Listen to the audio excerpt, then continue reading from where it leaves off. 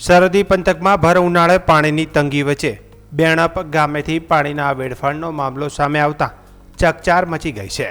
એક તરફ ગામના લોકો પીવાના પાણી માટે તંત્રના દરવાજા ખખડાવી રહ્યા છે, ત્યારે બીજી તરફ લાખો લીટર પાણી બિનજરૂરી રીતે વહેતું હોવાનું સ્થાનિકોએ જણાવ્યું છે।